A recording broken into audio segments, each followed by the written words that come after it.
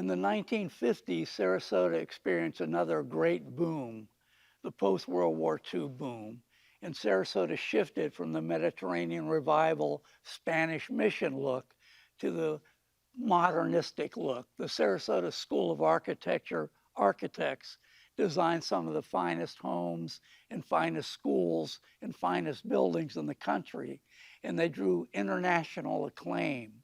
And in 1950, Ken Thompson was sworn in as city manager, and for the next 38 years, he guided the community. They wanted to stay away from the pitfalls of the frenetic 20s when things were platted and no infrastructure was put in to accommodate the platting. So Ken Thompson steered Sarasota.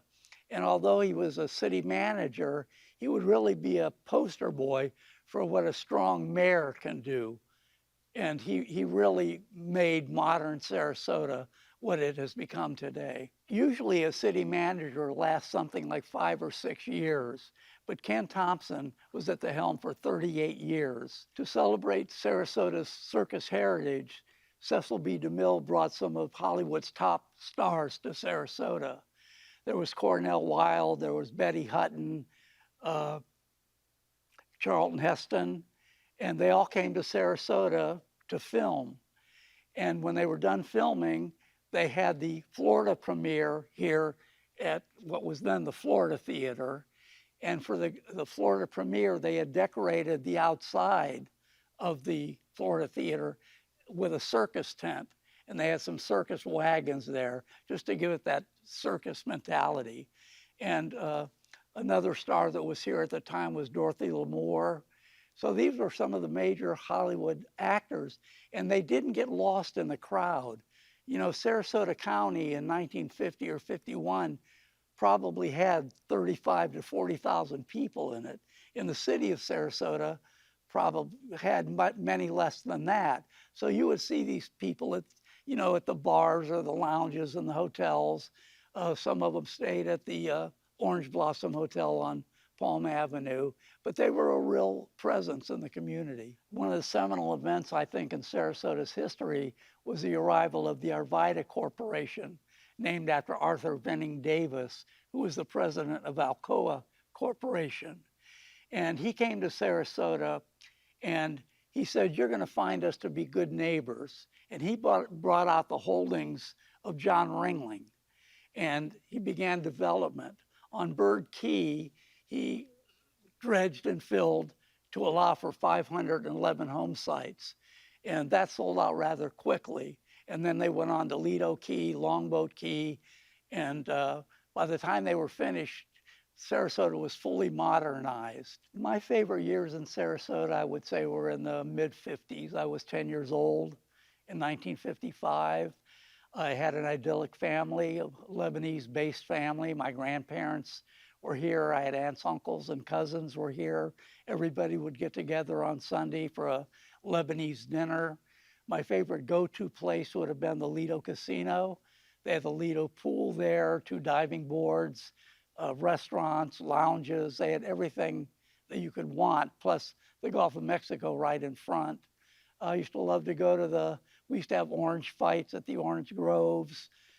Just, you know, silly things like that. But I think one of the things I really liked about it is because Sarasota was much more casual than it is today. It was much less uptight, I think, than it is today. I remember when I was a kid, again, probably 10 or 12 years old, a friend of mine, his father used to manage the Ringling Art Museum complex. And we would just have our way in there. We would just go in there and walk around, go into John Ringling's bedroom, bathroom. We went into his safe, went to the museum. Now you'd get arrested and put in jail if you tried, or go to juvenile court if you tried anything like that. But you know, and people would give you a warning. Hey, you know, don't do that again. I'm going to tell your parents. You know, it's not, let's call up the cops, which you get a lot of today. So, yeah, I think it was just much more casual. The traffic that we fight today, unheard of in those days. You could get from place A to point B, no matter where it was, in 15 minutes. It was just, Even going to Siesta Key, as late as 1965, the Stickney Point Bridge was a one-lane swivel bridge. I wondered why there were never any African American people where I was. Now, my family did not raise us to be bigoted in any way. And in fact, my parents owned a restaurant briefly in the early 1950s, and they had a dishwasher named Buford. And I would say he became my first friend. He was an African American. And I remember not liking that black people had to sit on the back of the bus in my little, I don't know what you would call it. I would go sit in the back of the bus because I didn't think it was right. It just wasn't right, even in a kid's mind. And the people that I grew up with were not bigoted, at least that I knew of. My friends were not. I remember one person in junior college who was an outright bigot. And I remember thinking to myself, how could somebody with a college education still be a bigot? When I was growing up in Sarasota in the 50s and the 1960s, there was a strong sense of community. And I think a lot of that was due to the fact that people went to the same school, Sarasota High School, or in elementary school, they went to Bayhaven or Booker or South Side.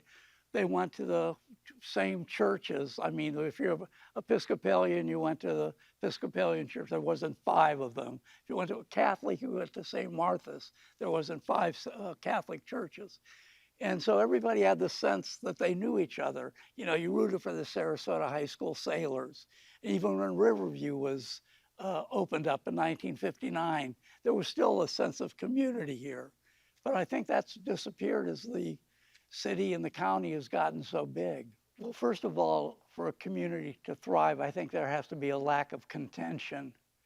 And it seems to me today there's a lot of contention on different fronts that are going on. You know, to me, Sarasota used to be much more of a community in the real sense of the word because people seem to be aiming for the same thing. In the 20s, they were aiming to become a snowbird paradise. In the 50s, in the 30s, they were just trying to get through. In the 50s, they were trying to modernize. And they were you had the sense that everybody was, more or less everybody, was pulling together. Now you get the sense that there's so much fraction, so many divisive issues going on. Like I don't feel, when I'm in Sarasota today, I don't feel I'm in the same community of Sarasota that I was raised in. My wife and I live in the Meadows, and I feel that the Meadows is a community. And there are certain other developments that are communities within Sarasota. But I think Sarasota, like every other city basically, is now too big and too crowded to have a real sense of community. I would say in this day and age, it is impossible for a big city, a medium city, or even a small city to have a sense of community because there's so much divisiveness being spread out over the television, over the newspapers. Everything is polarizing. People are going on opposite ends of the pole. There doesn't seem to be any center anymore. And at one time, even Republicans and Democrats respected each other. You know, I like Ike. You know, Ronald Reagan was, quote, a good Republican or whatever. But we don't have that anymore. It's just too divisive. I think in order to be more inclusive, you have to understand the other person's point of view, and you have to be less defensive about your own point of view. You have to address each other objectively. You know, what are we trying to accomplish as a city? What are you trying to accomplish as a state or as a country? And, you know, what do you have to offer? What do you have to offer? That's what I think would help to make a community, understanding the other person. My hope for the future of Sarasota is that they quit giving over to developers. I mean, Sarasota is a good example of how more is less. We've got more high-rises, more condominiums, more apartment buildings, and we have less of what really made Sarasota, Sarasota. So Sarasota could be any town USA today. In the 50s and 60s, it was Sarasota. You know, we were known for something. And today I just think we're another go-to destination for too many people. To future residents, I would say, you got here too late. You missed the boat on when Sarasota was really a beautiful community in the real sense of the word. I would say that if you arrived the last 20 years.